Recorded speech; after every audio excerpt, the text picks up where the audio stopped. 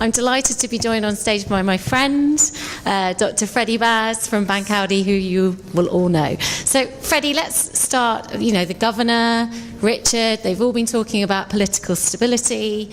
This time last year, it was a very different political landscape.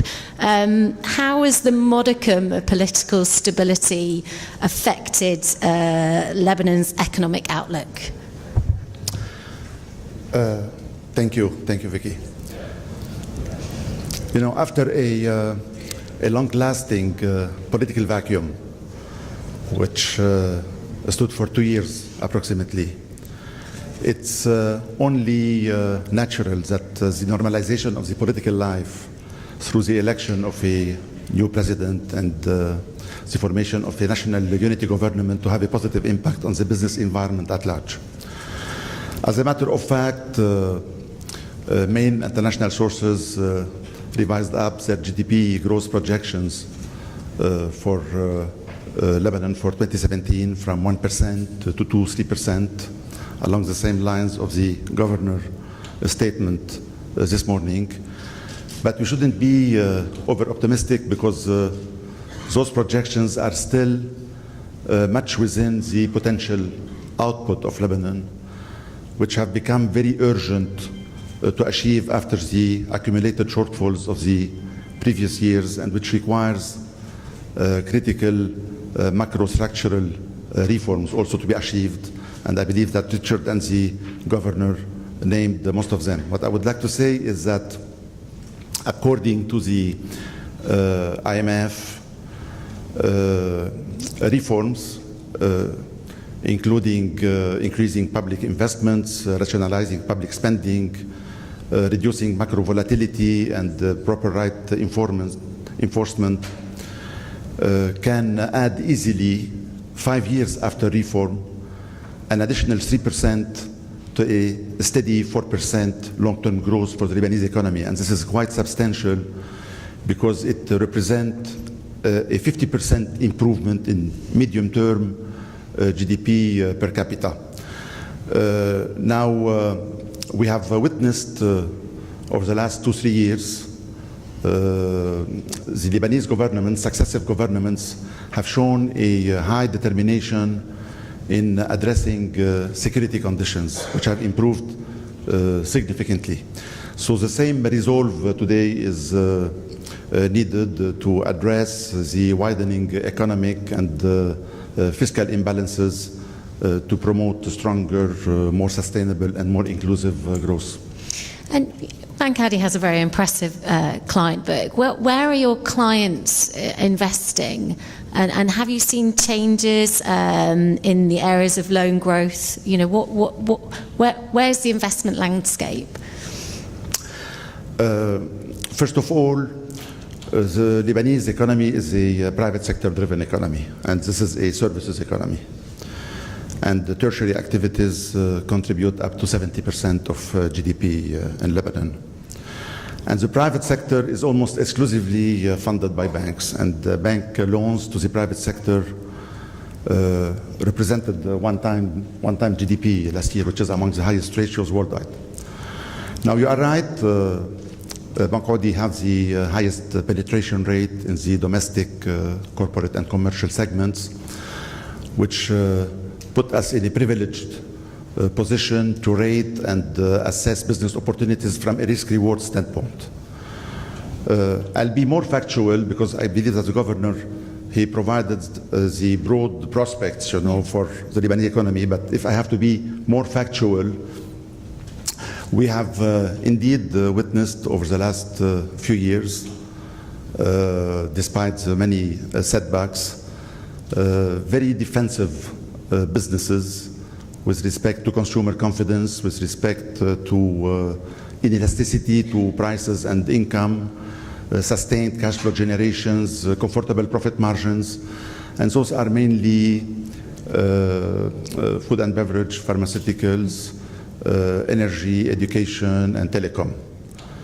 Now, in the opposite, there was a lot of other businesses which have been more or less volatile, probably because of tougher competitive conditions, or more sensitivity towards adverse political security developments, or more sensitivity towards FX or international commodity prices fluctuations, and those are mainly, obviously, real estate, construction and related activities, media, hospitality, and transportation.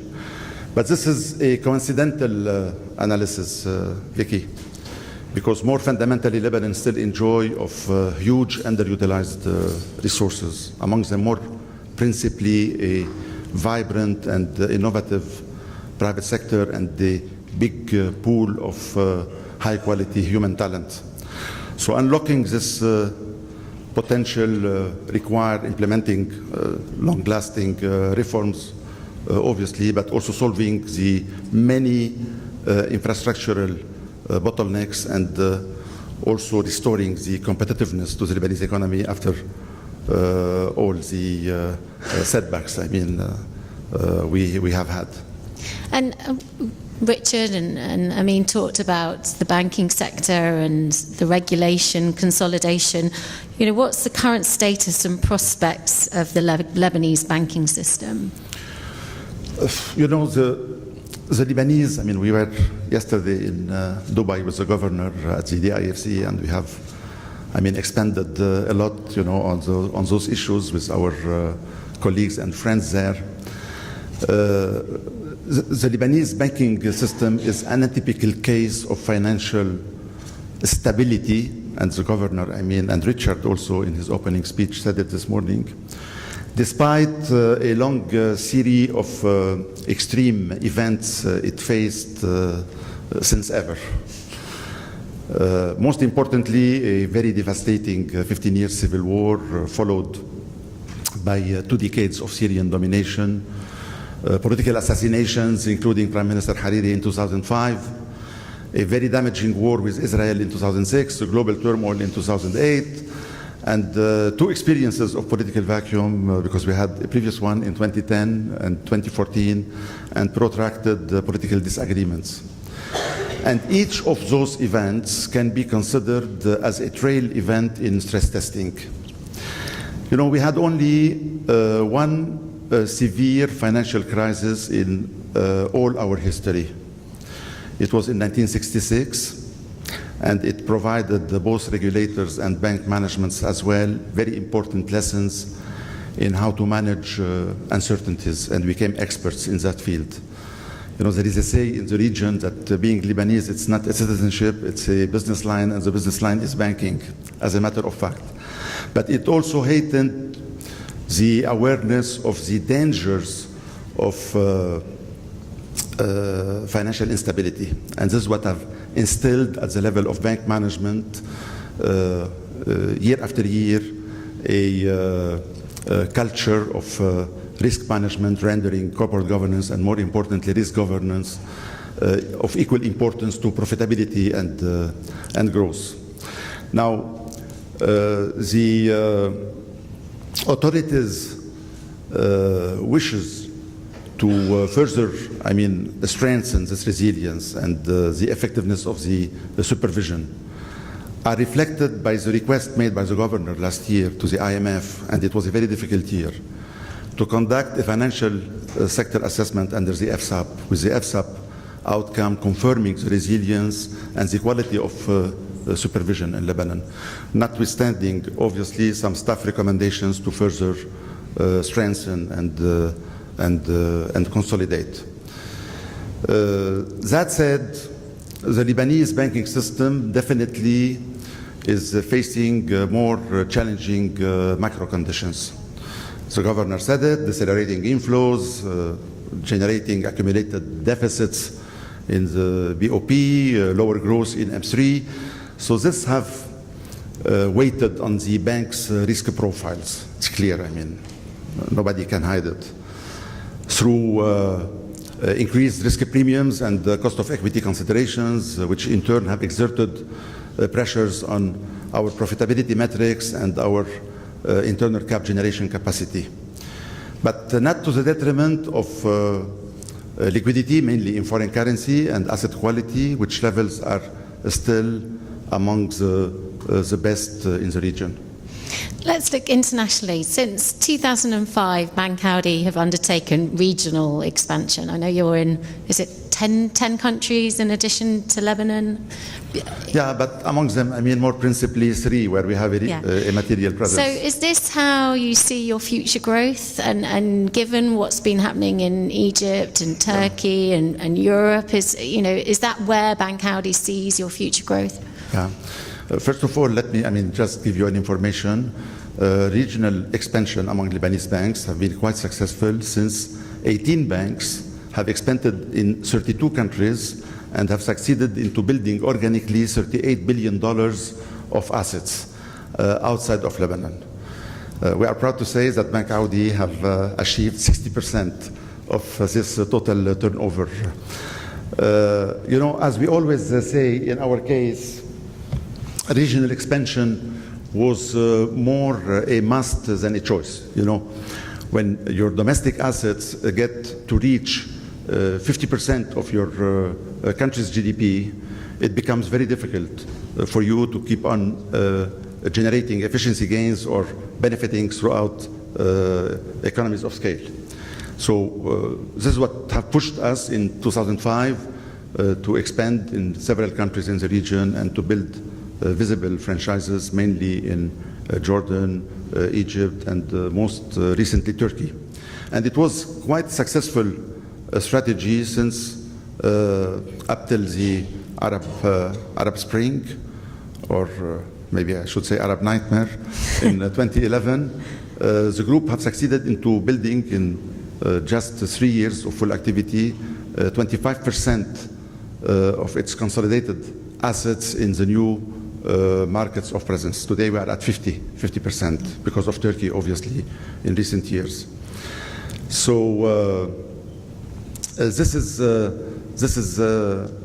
something which is quite, important. But you are right, to ask about the impact, of the deteriorating regional environment on this strategy and its prospects, because the Arab Spring outbreak, along with the growing political and macro volatility in Turkey, have had an impact on our regional expansion, for sure. But it's much more in relative terms, I would say, than in absolute terms. In relative terms, with respect, first of all, to the value of our investments in our book, which have requested some hedging. In relative terms, with respect to the foreign currency translation impact at the consolidation level. Also, consolidation, as we all know, it's a theoretical exercise. It does not reflect the real fundamentals, on the ground. In absolute terms, there was no impact, and it's mainly at the level of the day-to-day franchise building in those countries and the readiness of our subsidiaries abroad to grab opportunities as quick as they will arise again. Just to quickly illustrate what I'm trying to say, Amin said it for both banks, but if I have to give some more details, all over the political transitions in Egypt, because there have been 3 successive transitions from 2011 up till today, Bank Audi Egypt have achieved 23% and 32% respective CAGRs in assets and earnings. We outperformed the industry, building 55 billion Egyptian pound in total assets, ranking us 7 among the private banks in Egypt, having permanently an average cost to income of 37% and an NPL ratio of 1.4%, the lowest in the Egyptian industry. And therefore, there was no mysteries for the bank to achieve on a year-on-year basis ROAs and ROEs in excess of 2% and 21%. Turkey, it's almost a similar case. We started from zero. We built months after months our franchise there, which today include more than 1.1 million active accounts and more than 1 million credit card issued, which have contributed to gather $11 billion in assets, ranking as number 9 against within 33 operating banks there. Last year, we achieved $60 million of full-year profits after provisions and taxes. And in Q1 2016, we achieved $26 million just to highlight the exponential growth in earning and the good financial standing. So, bottom line, 2 weeks ago, we released our Q1 results showing $44 billion of consolidated assets and $110 million of consolidated profits. So what I was trying to tell you, Vicky, is that at constant 2012 end Egyptian pound and Turkish lira exchange rates, our consolidated assets would have been in excess of $60 billion today, and our full year profits would have been in excess of $600 million today. But again, so there was an impact at the size targets, for the group, but again, not to the detriment of the market background and competitive positioning of each foreign subsidiary. Let's come on to cybersecurity. It's a scary world. I don't understand. The NHS, has all been hacked. So, what are you doing to ensure you're secure, and how do you, at the same time, bring in technology to help solutions for your clients? I'm not an IT expert. You're not a techie. I'm not either. But I can tell you that Bank Audi is pretty much aware about the cyber risk globally, especially within the evolution of banking technology solutions. And we have implemented a series of technical and non-technical measures to reduce the cyber risk and to increase our cyber resilience in the aim of safeguarding our main stakeholders' interest. And those measures encompass basic security solutions and big projects in order to secure continuity of critical business functions. And from time to time, I believe that currently we have a cybersecurity assessment with an accredited third-party vendor focusing principally on processes, people, and technology. Now, it's an ongoing process. Nobody can afford, saying that we are fully protected. We look very closely at major security checks in terms of multi-factor authentication, in terms of perimeter and network security checks, including intrusion detection system, intrusion prevention system, firewalls, web application firewalls, and also we look at big projects with respect to data leak prevention system, identity management system, and network access control systems, in addition to anti-phishing and rogue mobile application prevention. Maybe the thing is we don't open emails anymore. Maybe that's the future. No one should open an email. I haven't checked my computer this morning. Coming round, for the last 2 years, this conference has looked at startups and 331, and I know that Bank Audi were deeply involved in that initiative. What have you learned from it, and have you had any surprises in that process? Yeah, first of all, it's worth mentioning that we have the lion's share, in this envelope, because it's commensurate to our share in the consolidated equity of the industry. This is the benchmark.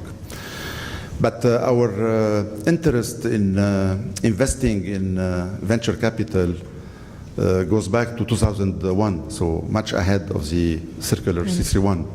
It was in 2001 when we started investing in incubators and funds.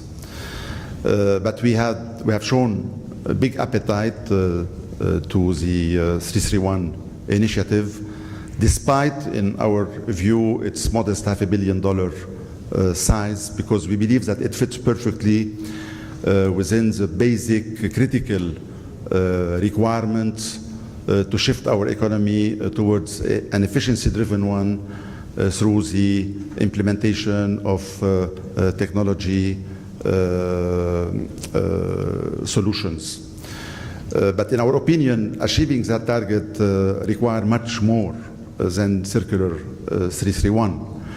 And to be fully transparent and fair with the central bank. They initiated themselves a lot of subsidized loans programs over the last years to finance high value added activities in Lebanon, with the aggregate amount of those initiatives representing today $10 billion. But a study by Marwan, by Banqadi's research department, on raising Lebanon standard of living and welfare at the 2030 horizon to the level of upper middle income countries, because this is a benchmark for Lebanon, through increasing active labor as a percentage of total population from 48% today to 75% at the horizon, would require yearly investments by $20 billion, which correspond over the period to 25% of GDP. So this is a huge effort which is required.